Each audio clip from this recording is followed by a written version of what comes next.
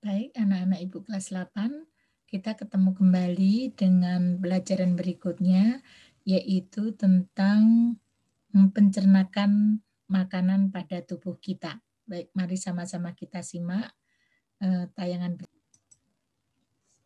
Oke, kita lanjutkan tentang struktur dan fungsi sistem pencernaan makanan pada manusia. Nah, anak-anak masih ingatkah bahwa makanan sangat diperlukan oleh tubuh kita? Ya, seperti kemarin kita sudah pelajari bahwa tubuh kita memerlukan 6 komposisi yang harus ada di dalam tubuh kita.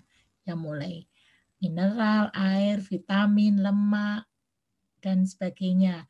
Nah, sekarang yang dilewati makanan dalam tubuh kita itu apa saja gitu. Ada yang namanya saluran pencernakan, yaitu alat pencernakan yang dimulai dari mulut, kerongkongan, masuk ke lambung, usus halus, usus besar, dan sampailah pada anus. Kemudian pada saat pencernakan berlangsung, itu ada kelenjar-kelenjar pencernakannya. Ada enzim yang membantu di dalam proses pencernaan tersebut, yaitu ada kelenjar ludah, ada kelenjar lambung, kemudian ada enzim yang di hati, dan enzim yang ada di pankreas. Nanti masing-masing akan kita bahas bersama. Kemudian, makanan di dalam tubuh itu akan diproses melalui 4 tahap. Yang pertama adalah ingesti, proses memasukkan makanan ke dalam mulut. Ingesti, ketika kita makan masuk ke mulut. Kemudian digesti, dicerna. Digesti, dicerna. Kemudian absorpsi, diserap. Defekasi, pengeluaran. Jadi ketika sudah masuk ke mulut, akan kita cerna, kemudian sari-sari makanannya diserap oleh tubuh, yang tidak berguna akan dikeluarkan dari dalam tubuh. Karena jika tidak dikeluarkan, akan bersifat racun. Jadi anak-anak buang air kecil, buang air besar itu adalah mengeluarkan sisa-sisa metabolisme. Sari makanannya sudah diambil oleh tubuh, diedarkan ke seluruh tubuh, kemudian yang tidak berguna akan dikeluarkan dari dalam tubuh. Sistem pencernakan itu ada 2, yaitu pencernakan secara mekanik, yang kedua pencernakan secara kimiawi. Pencernakan apa sajakah yang dilakukan oleh mulut kita pada saat makan ini anak-anak lihat, pada saat ngunyah roti, pada saat kita memakan di dalam mulut, kemudian anak-anak mengunyah dengan gigi, maka terjadi pencernakan secara mekanik. Kemudian masih di dalam mulut, terjadi juga pencernakan secara kimiawi. Karena apa? Di dalam mulut ada enzim phthalin yang terdapat pada ludah, yang fungsinya mengubah zat tepung menjadi maltosa atau glukosa. Ya, jadi di ludah kita ini ada enzimnya yang akan mengubah makanan tersebut. Ini contohnya ini anak-anak, ketika makan roti, roti yang berukuran besar digigit, dikunyah-kunyah-kunyah, kemudian menjadi makanan yang lebih kecil, berarti di dalam mulut sudah bercampur dengan air ludah, menggunakan enzim, maka akan dirubah menjadi tadi zat tepung atau glukosa. Nah, sekarang organ pencernakan utama. Nih, mulai dari mulut yang pertama tadi makan, masuk mulut. Kemudian di dalam mulut ada kelenjar air ludah. Kemudian ada masuk ke kerongkongan sini ya, masuk ke kerongkongan. Kemudian ke lambung. Nih ke lambung. Kemudian ke usus halus. Sesudah usus halus masuklah ke usus besar. Kemudian ke rektum dan dikeluarkan melalui anus. Jadi itu anak-anak harus tahu. Jadi mulai dari mulut, kerongkongan, lambung, usus halus, usus besar, rektum, anus yang tidak berguna dikeluarkan. Nah, kemudian ada organ aksesori yang membantu pencernakan mekanik dan kimia. Siapa saja? Ada lidah, ada gigi, ada kelenjar air ludah atau disebut dengan kelenjar saliva. Kemudian ada hati, ada kantung empedu, dan ada pankreas. Ya.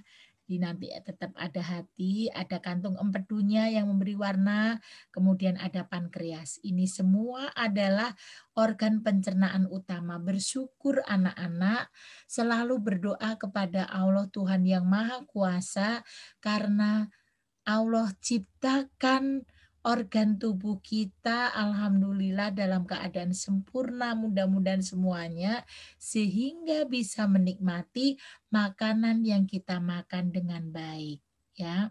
Tidak ada yang saling berebutan.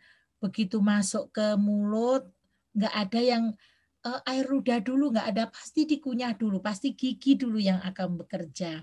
Setelah potongan-potongan kecil, kemudian baru dicampur dengan ludah. Artinya sebegitu rapinya Allah menciptakan pencernaan kita. Ya, jadi makanya jangan lupa selalu memanjatkan doa, bersyukur bahwa kita selalu diberikan nikmat sehat. Nah, ini diagram pencernaan manusia seperti tadi. Masuk ke mulut.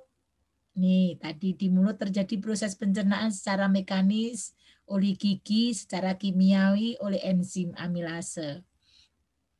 Masuk ke kerongkongan. Nah, di kerongkongan ini ada gerakan peristaltik di kerongkongan. Kemudian ke lambung. Nah, lambung ini melalui proses pencernaan mekanis dan kimia. Secara mekanis makanan dilumat oleh dinding lambung, secara kimia makanan akan dicerna oleh enzim. Di lambung itu ada pepsin, renin, serta asam klorida HCl.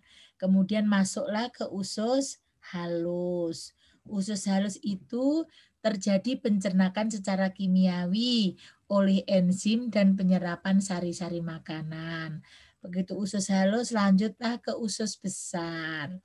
Di situ fungsinya terjadi penyerapan air dan pembusukan makanan di usus besar. Sampailah ke anus mengeluarkan sisa makanan. Maka dari itu, anak-anak kalau makan tolong dikunyahnya juga yang baik. Karena apa? Anak-anak tahu dinding-dinding usus itu sangat lentur dan lembek sekali.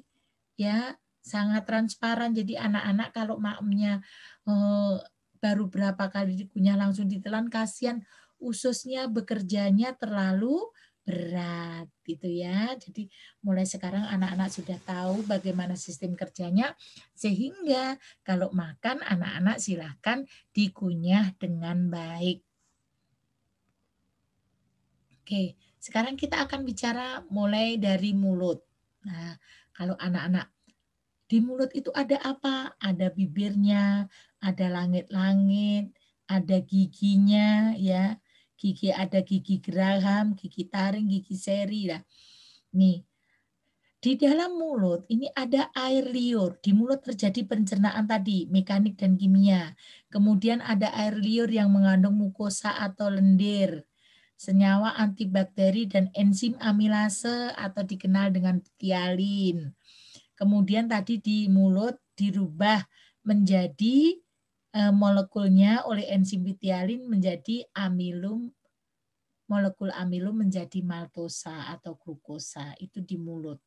Kalau anak-anak langit-langit ini kalau makan terlalu panas, langit-langitnya bisa mengelupas ya. Jadi tidak ada rasa. Berikutnya masuklah ke kerongkongan. Pada kerongkongan terdapat faring atau tekak. Pada kerongkongan terdapat faring atau tekak yang merupakan persimpangan antara tenggorokan dengan kerongkongan. Pada pangkal faring terdapat yang namanya epiglotis. Ada namanya epiglotis itu di sini. Katup pangkal tenggorokan yang menutup tenggorokan sehingga makanan masuk melalui kerongkongan. Jadi karena ini kan berhubungan dengan hidung juga, jadi ketika epiglotisnya menutup, maka makanan bisa masuk ke dalam kerongkongan. Nih, makanan dari kerongkongan menuju lambung karena adanya gerak peristaltik. Fungsinya ini, gerak peristaltik ini fungsinya mendorong makanan ini. Bergerak terus ini kan, sehingga nanti makanan akan sampai ke anus. Kemudian kerongkongan masuklah ke lambung. Tadi lambung terdiri 3 bagian. Ada kardiak bagian atas, ada fundus bagian tengah, dan ada pilorus bagian bawah. Di dalam lambung ini yang perlu anak-anak perhatikan, di sini ada HCl. Ya.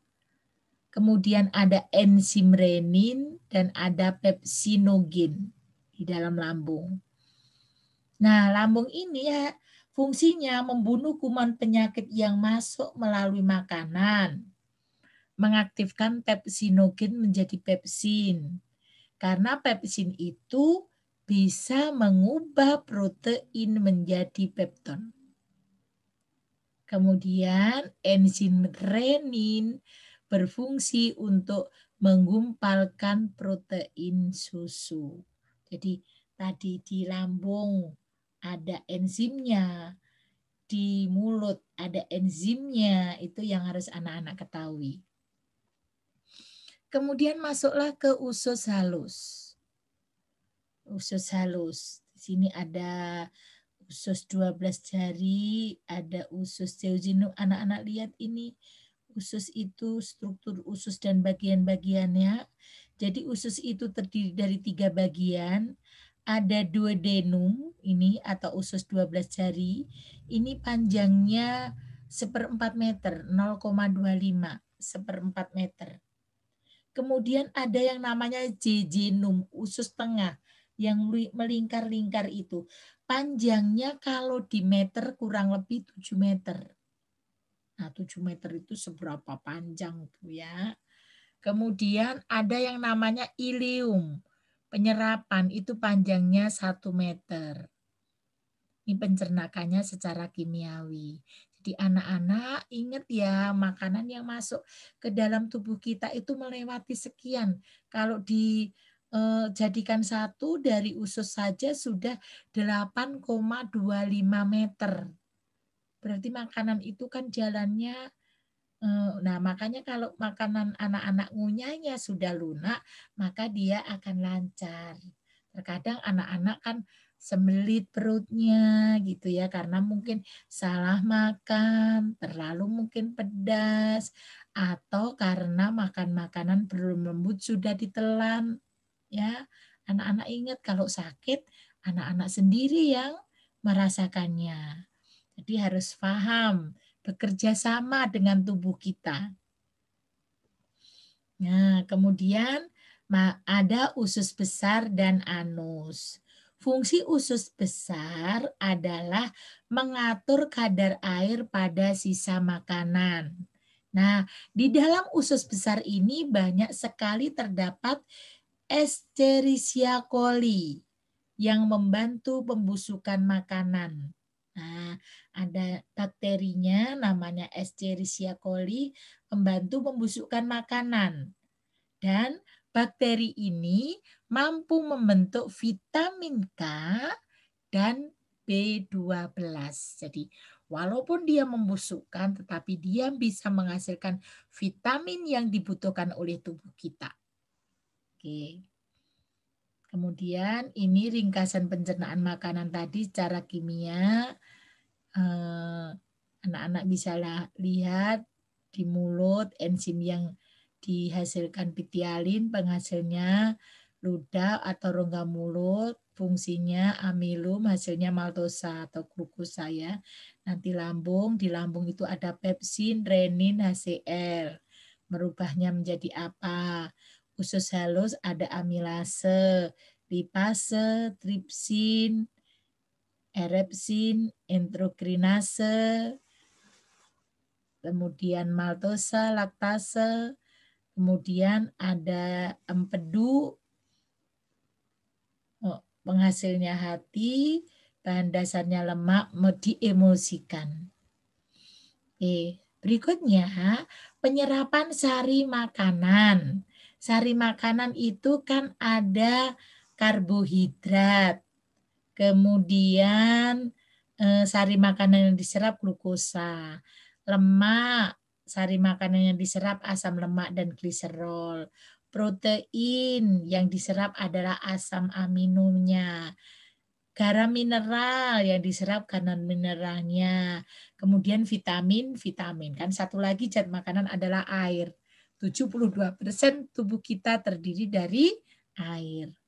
Kemudian glukosa, asam amino, garam mineral itu akan dilanjutkan ke pembuluh darah.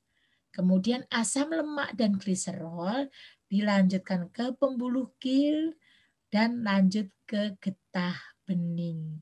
Nah, ini penyerapan sari-sari makanan yang ada di dalam tubuh kita. Baik anak-anak, kiranya pembelajaran hari ini semoga menyenangkan.